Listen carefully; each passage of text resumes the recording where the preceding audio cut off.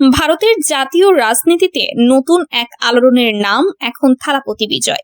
দক্ষিণ ভারতের জনপ্রিয় সুপারস্টার হিসেবে বহু বছর ধরে কোটি মানুষের হৃদয়ে রাজত্ব করা এই অভিনেতা এবার রাজনীতির ময়দানে এমন এক প্রবেশ ঘটিয়েছেন যা শুধু তামিলনাড়ু নয়, পুরো ভারতের রাজনৈতিক সমীকরণ বদলে দিতে পারে বলেই মনে করছেন বিশ্লেষকরা।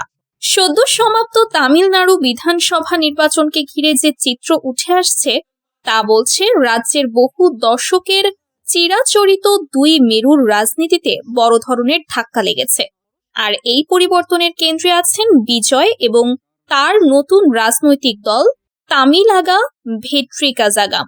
তামিলনাড়ুর রাজনীতি দীর্ঘদিন ধরেই ডিএমকে এবং এআইএডিএমকে এর মধ্যে সীমাবদ্ধ ছিল। ক্ষমতার পালাবদল হলেও মূল লড়াই ঘুরে ফিরে এই দুই দলের হাতেই থেকেছে। কিন্তু এবারের নির্বাচন সেই প্রচলিত ধারাকে প্রশ্নের মুখে দাঁড় করিয়েছে। ভোট গ্রহণ শেষে বিভিন্ন সংস্থার মাঠ পর্যায়ের রিপোর্ট এবং বুথ ভিত্তিক বিশ্লেষণে যে ইঙ্গিত মিলছে তা হলো থালাপতি বিজয় প্রথমবার নির্বাচনে নেমেই এমন সংখ্যক আসনে প্রভাব ফেলেছেন যা তাকে রাজ্যের রাজনীতির কেন্দ্রবিন্দুতে নিয়ে এসেছে। রাজনৈতিক মহলে আলোচনার ঝড় তুলেছে এই প্রশ্ন, বিজয় কি শুধু তামিলনাড়ুর নতুন মুখ, নাকি তিনি ধীরে ধীরে মোদি বিরোধী জাতীয় রাজনীতিরও এক বড় শক্তিতে পরিণত হতে চলেছেন। তামিলনাড়ুর 234 আসনের বিধানসভায় সরকার গঠনের জন্য প্রয়োজন 118টি আসন। বিভিন্ন জরিপে ডিএমকে জোটকে এগিয়ে রাখা হলেও তাদের আসন সংখ্যা ম্যাজিক ফিগারের কাছাকাছি আটকে যেতে পারে বলে ইঙ্গিত মিলেছে। অন্যদিকে বিজয়ের দল এককভাবে কয়েক ডজন আসনে জয়ের সম্ভাবনা তৈরি করে ফেলেছে। যদি এই চিত্র চূড়ান্ত ফলাফলে প্রতিফলিত হয় তবে সরকার গঠনের চাবিকাঠি চলে যেতে পারে তার হাতেই।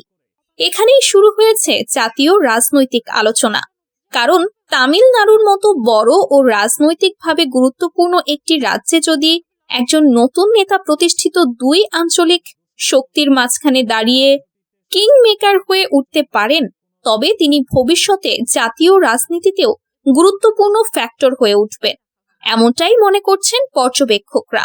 বিজয়ের এই উত্থান কিন্তু রাতারাতি তৈরি হয়নি, এটি দীর্ঘদিনের পরিকল্পিত প্রস্তুতির ফল।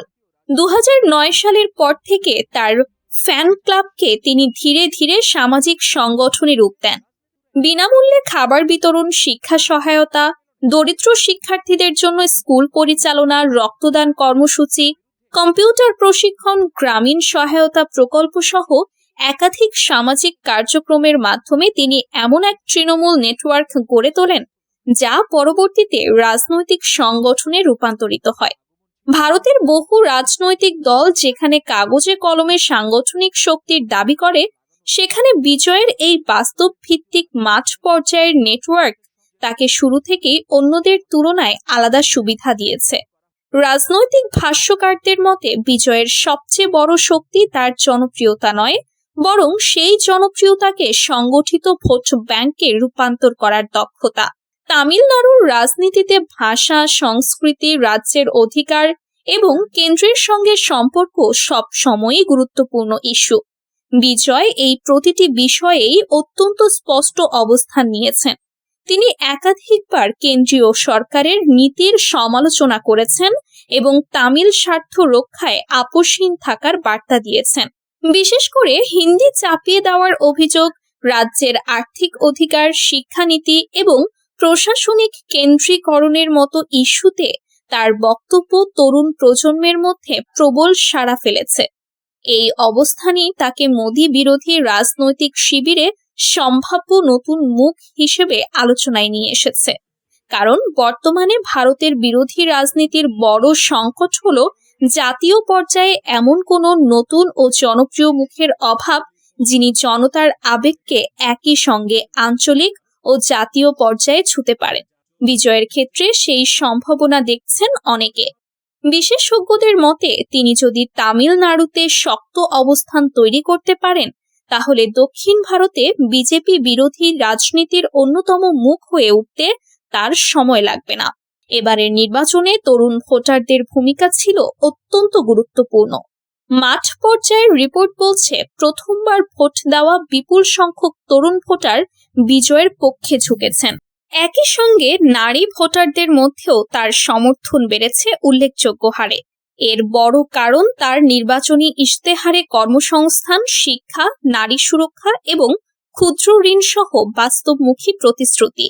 বিশেষ করে নারী ভোটারদের উদ্দেশ্যে তিনি যে অর্থনৈতিক স্বনির্ভরতা ও নিরাপত্তা ভিত্তিক কর্মসূচির ঘোষণা দিয়েছেন তা বড় প্রস্তাব ফেলেছে বলে ধারণা করা হচ্ছে।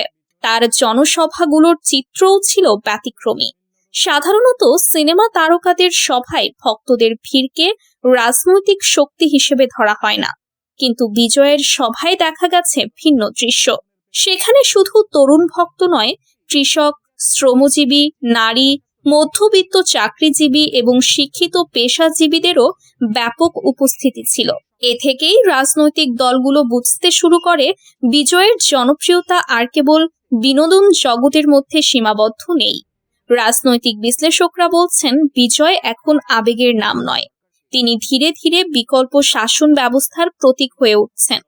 তবে তার সামনে চ্যালেঞ্জও কম নয়।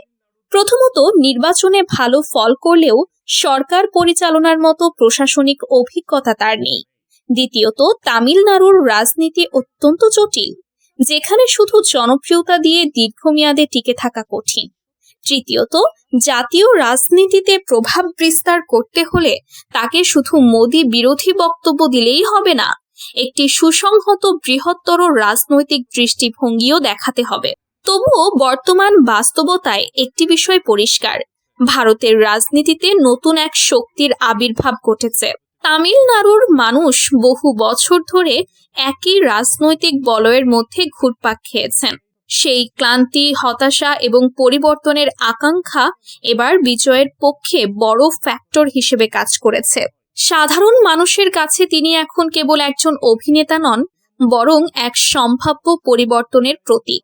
সবচেয়ে তাৎপর্যপূর্ণ বিষয় হলো, বিজয় এমন সময় রাজনীতিতে এসেছেন যখন তার চলচ্চিত্র ক্যারিয়ার সর্বোচ্চ পর্যায়ে।